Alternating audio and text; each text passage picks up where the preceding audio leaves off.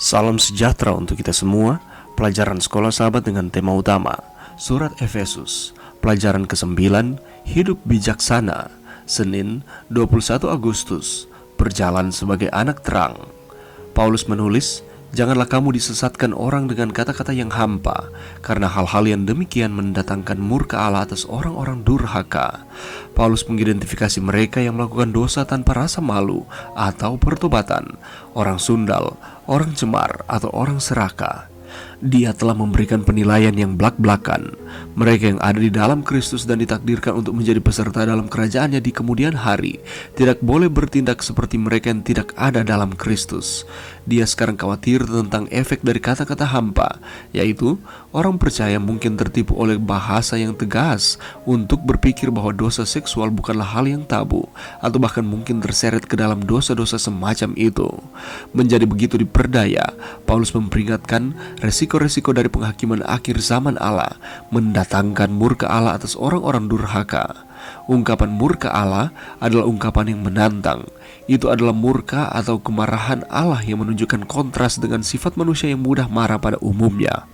Ini adalah tanggapan yang adil dari Allah yang panjang sabar dan adil terhadap tindakan orang yang keras hati, bukan reaksi orang gila yang seperti letusan gunung berapi terhadap beberapa pelanggaran kecil. Selain itu, penyebutan murka ilahi paling sering terjadi dalam konteks peringatan Alkitabiah mengenai penghakiman Allah yang akan datang. Allah memperingatkan tentang penghakimannya sendiri yang akan datang, suatu tindakan kasih karunia, karena manusia pada dasarnya adalah orang-orang yang harus dimurkai, tunduk pada penghakiman itu. Mengapakah Paulus menasihati orang percaya untuk tidak menjadi mitra atau mengambil bagian dengan orang berdosa? Paulus menasihati hiduplah seperti anak-anak terang, dan melanjutkan perintah itu lebih lanjut, dan ujilah apa yang berkenan kepada Tuhan. Orang kafir mencari kesenangan melalui percabulan dan segala kenajisan atau ketamakan.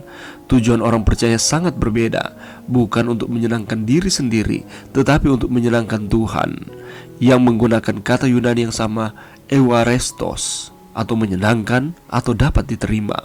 Orang percaya berusaha untuk mencerminkan pengorbanan diri Kristus, atau hiduplah di dalam kasih, sebagaimana Kristus Yesus juga telah mengasihi kamu dan telah menyerahkan dirinya untuk kita. Apa sajakah perkataan kosong yang perlu kita waspadai di zaman kita sekarang? Pelajaran yang bisa kita dapatkan pada saat ini, kalau kita melihat di dalam Efesus 5 ayat 8-10, memang dahulu kamu adalah kegelapan, tetapi sekarang kamu adalah terang di dalam Tuhan. Sebab itu hiduplah sebagai anak-anak terang, karena terang hanya berbuahkan kebaikan dan keadilan dan kebenaran, dan ujilah apa yang berkenan kepada Tuhan. Di dalam ayat-ayat ini, Rasul Paulus mengingatkan orang-orang percaya di Efesus bahwa mereka sekarang berbeda dari cara hidup mereka yang dahulu, bahwa sejak mereka percaya kepada Yesus Kristus dan menjadi milik Kristus, keadaan mereka benar-benar diubahkan. Perbedaan itu menurut Paulus bahkan sangat signifikan, yaitu perbedaan yang sangat nyata antara terang dan gelap. Dalam ayat yang ke-8, Rasul Paulus menunjukkan keberadaan orang-orang percaya pada masa yang lalu, yaitu keadaan sebelum mereka percaya kepada Kristus. Ia mengatakan bahwa kamu memang dahulu adalah kegelapan. Kegelapan yang Paulus maksudkan di sini adalah seluruh keberadaan mereka, yakni keseluruhan dari diri mereka, keseluruhan hidup dan juga pekerjaan mereka. Di masa yang lalu, keberadaan mereka yaitu hidup dan pekerjaan mereka adalah kegelapan yang memimpin kepada kematian. Tetapi keadaan mereka sekarang menurut Paulus sudah sangat berbeda dari keadaan mereka di masa lalu. Paulus mengatakan, tetapi sekarang kamu adalah terang di dalam Tuhan. Jadi di sini Rasul Paulus menegaskan keadaan mereka yang telah diubahkan, bahwa mereka bukan lagi kegelapan, tetapi terang. Paulus tidak mengatakan bahwa mereka berasal dari terang, atau milik terang, atau berada dalam terang, tetapi dia mengatakan bahwa kamu adalah terang. Ini sesuai dengan pernyataan Yesus di dalam Matius 5 ayat 14, yakni kamu adalah terang dunia. Jadi umat-umat percaya adalah terang karena keberadaan mereka di dalam Tuhan. Jadi keberadaan mereka di dalam Tuhan sebagai terang tidak dapat lepas dari kesatuan mereka dengan Yesus Kristus.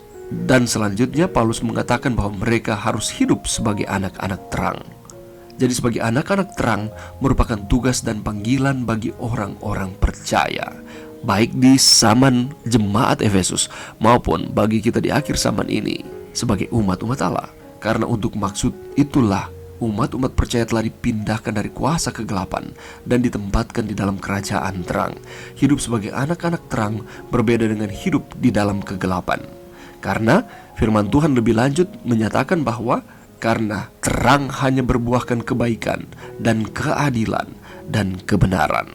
Dan lebih lanjut lagi, Rasul Paulus meminta mereka untuk menguji segala sesuatu. Ujilah, ini berarti mencoba, menyelidiki atau menguji. Ketika Rasul Paulus meminta orang percaya di Efesus untuk uji apa yang berkenan kepada Tuhan, yang dimaksudkannya adalah menguji dan juga memilih dalam arti mengambil keputusan dengan berkenan kepada Tuhan.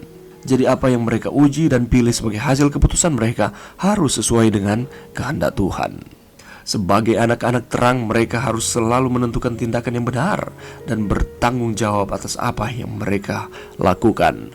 Sebagaimana dengan jemaat yang ada di Efesus, demikian pula dengan kita pada saat ini. Kita harus mengetahui bahwa kita adalah anak-anak terang. Anak-anak terang menghasilkan kebaikan, keadilan, dan kebenaran.